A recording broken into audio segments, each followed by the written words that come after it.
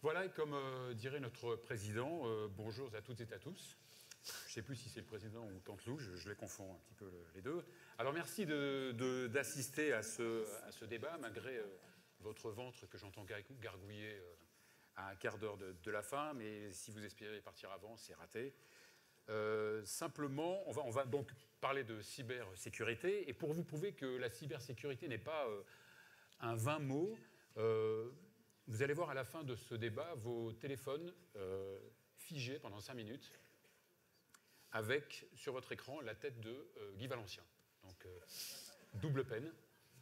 Et pour ceux qui partent avant, cette image sera figée, mais définitivement.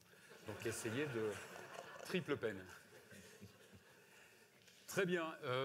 Vincent Trély, bonjour. Bonjour.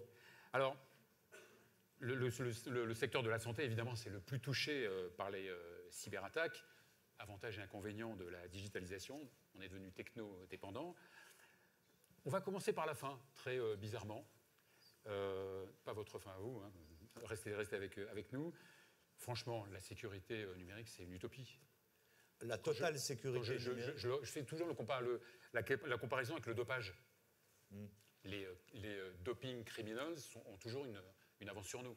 Alors, est-ce qu'on aura une sécurité ou pas un jour ? C'est de plus en plus dur pour eux d'arriver à trouver les mécanismes de dopage sans se faire avoir. Ouais, mais rassurez-vous, j'en vois, ils ont toujours il y a une longueur d'avance. Ouais. La cybersécurité, c'est pareil. Comme vous l'avez dit, c'est déjà lié à je dirais une surface numérique de plus en plus étendue.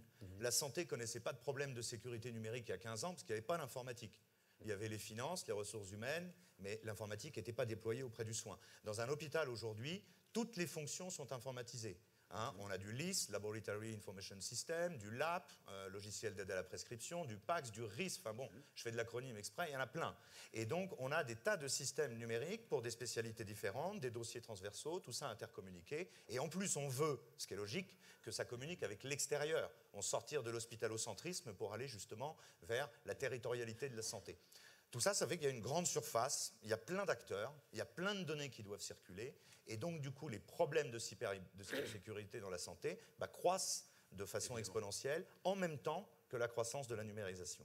Donc c'est pas tout d'un coup, il y a des problèmes de sécurité dans la santé, c'est normal qu'il y ait des problèmes de sécurité dans la santé, parce qu'il y a du numérique de partout. Alors justement, on va un petit peu décliner ce débat en 3 parties, puisque le cyberdanger, il intéresse les individus, les professionnels de santé, médecins, pharmaciens, infirmiers, etc.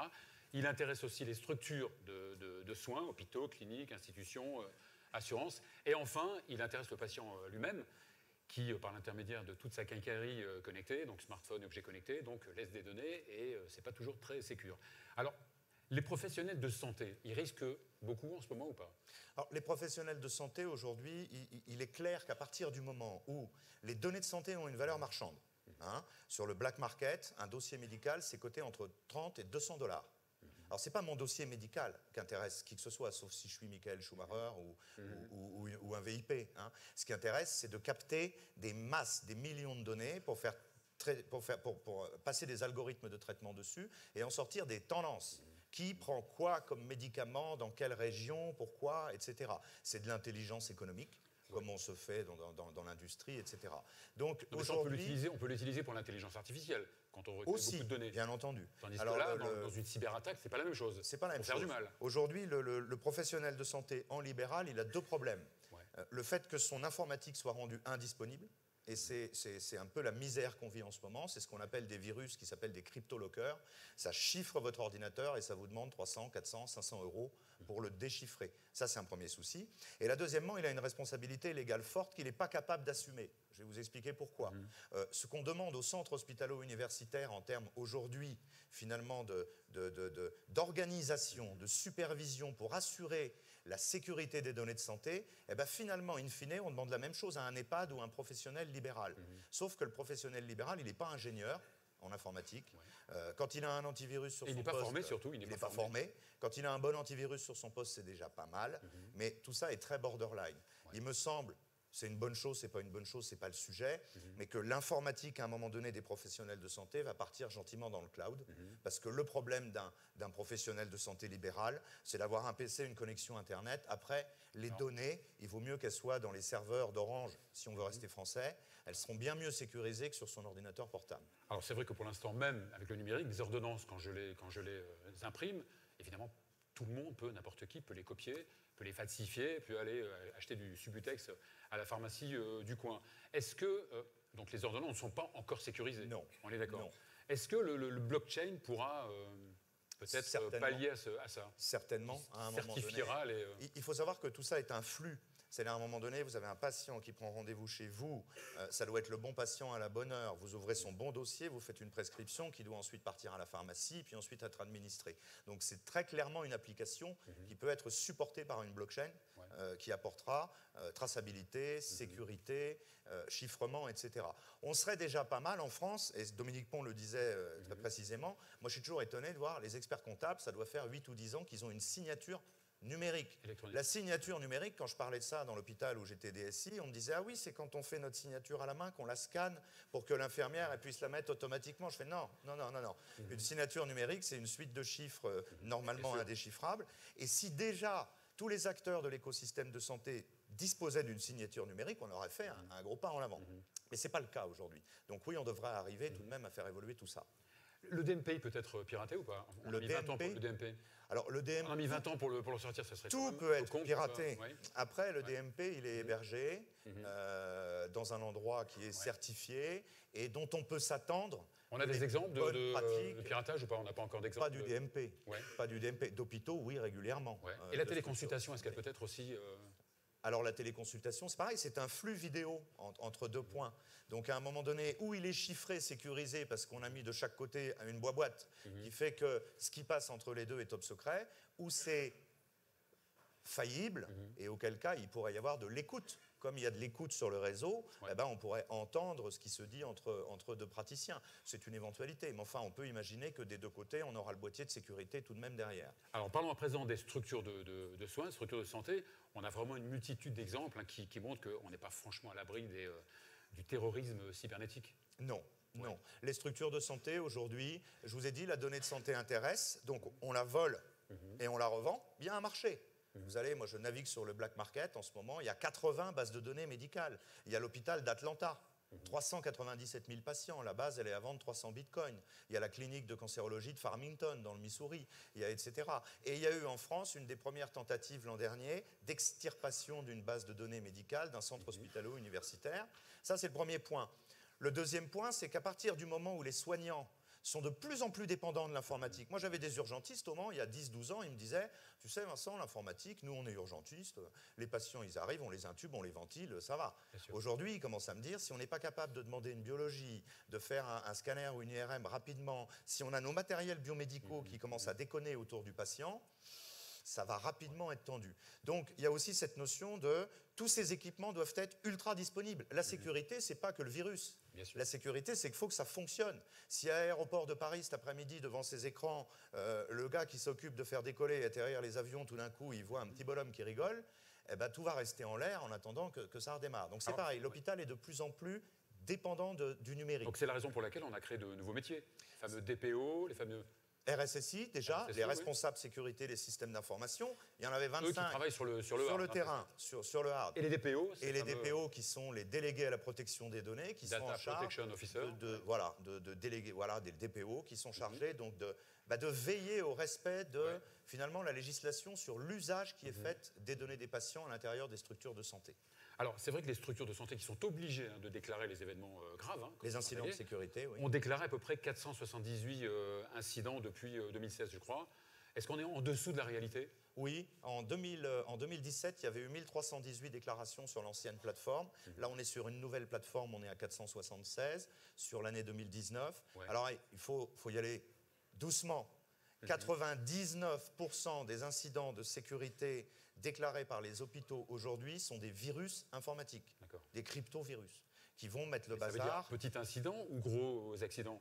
On va parler de ce qui est passé dans la presse. Montpellier, c'est 600 postes de travail inaccessibles et des urgences désorganisées au centre hospitalo-universitaire pendant pratiquement une semaine. Ramsay Général de Santé, on en a parlé aussi cet été. C'est les systèmes centraux qui sont chiffrés et qui, du coup, ne distribuent plus l'information dans les 120 ou 130 cliniques. On parle de chiffrage, vous disiez. Chiffrement. C'est inaccessible. Et vous avez une rançon à payer pour récupérer la clé. 100 000, 200 000, 300 000, 500 000 euros. Certains payent. Certains payent. Voilà. Vous avez peut-être entendu cet été les villes américaines. Comme Boston. Il y a une ville de Floride qui n'a pas fait de détails. C'était 100 000 $ de demander, elle a payé, elle a récupéré ses données. Et il y a Baltimore qui n'a pas voulu payer 100 000 €. Et le feedback, c'est que ça leur a coûté 18 millions de dollars. C'est vrai que ce n'est pas et donc, finalement, ce qui est extraordinaire pour finir cette anecdote, il y a les citoyens de Baltimore qui reprochent au maire de ne pas avoir payé la rançon. En disant, avec vos bêtises, ça nous a coûté 17 millions. Voilà. Est-ce qu'on trouve parfois les cybercriminels? Est-ce qu'on les retrouve ou pas? Alors, ça arrive. Ce qui est très compliqué, c'est qu'on est sur une dimension planétaire. Et vous comprendrez bien que même si on sait que l'attaque, elle vient de Chine, on n'envoie pas 3 gendarmes de Chamonix à Wuhan pour aller... voilà. C'est sûr qu'on ne va pas envoyer 2 funès à Shanghai, ça c'est sûr. C'est pas évident. Alors, après donc, les structures de soins, les objets connectés. L'utilisateur, donc il est en contact avec évidemment ces objets connectés, ces smartphones. Et puis des choses dans lui. Et puis des choses dans lui. Et ça, attention, il ne faut pas non plus se méprendre. C'est très bien tout ça. Un insulinodépendant qui était obligé de se piquer je ne sais pas combien de fois par jour, qui aujourd'hui a une pompe à insuline connectée qui calcule tout et qui déverse le Là aussi, il y a eu des exemples, non, bien sûr, de hacking sur les pompes à insuline. Connectés, neurostimulateurs. Donc tous ces objets sont fantastiques et vont dans le bon sens. Pour autant, ils ont tous des failles. Alors, dans notre misère, on a un tout petit peu de chance. La chance qu'on a, c'est que souvent, c'est ce qu'on appelle des hackers éthiques qui détectent ces failles de sécurité et qui ensuite les mettent à la connaissance de la sécurité. D'ailleurs, les entreprises les engagent souvent, les hackers. Les entreprises les engagent. On a ce qu'on appelle le bug bounty, enfin, toute une technologie qui permet de dire on rémunère éventuellement même certains acteurs s'ils détectent des failles. On a un Australien, il y a 4 ans, qui a envoyé 830 volts dans un pacemaker à 50 mètres. Bon, j'imagine que les fabricants du pacemaker ont dû retravailler leur description technique derrière. Et on a une interdiction de pompe à insuline récente qui est arrivée parce qu'il y a des problématiques aussi. Mais ça, c'est la course. C'est ce que vous disiez au début. On invente une technologie, on la met en production, les pirates montrent qu'elle a des failles, on la corrige, on avance. Ce qui devient problématique, c'est quand on commence à mettre des trucs dans le corps, finalement, du patient. Ou quand on hack les diagnostics. Quand on peut hacker les diagnostics, une équipe de chercheurs israéliens a montré cet été comment elle pouvait manipuler des images pour enlever des nodules ou ajouter des nodules sur des images d'IRM avant l'interprétation du cardiologue. Et ça a créé un petit choc. Il faut savoir que les matériels biomédicaux en général n'ont pas un niveau de sécurité extraordinaire parce qu'ils n'ont pas forcément été pensés dans cette dynamique. Et il y a la NSM qui va normalement s'occuper de... Ça veut dire quoi que les structures de santé ne sont pas assez formées? Ça veut dire est-ce qu'il y a un problème de manque de vigilance humaine? Est-ce qu'il y a un problème humain? Le problème humain est souvent le problème principal, c'est un peu le maillon faible. Comment est-ce qu'on attrape un virus informatique?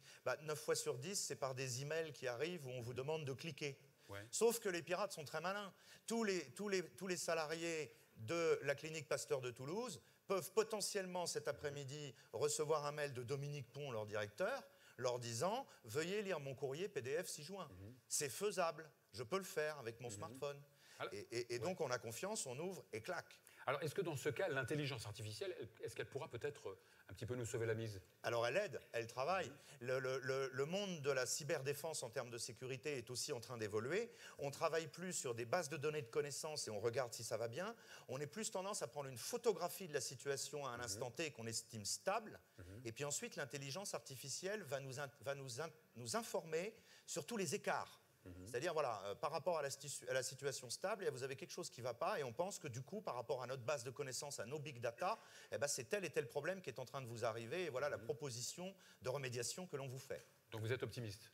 Il faut l'être. Il faut l'être de toute façon. De toute façon. Merci beaucoup. Merci à vous, merci à tous.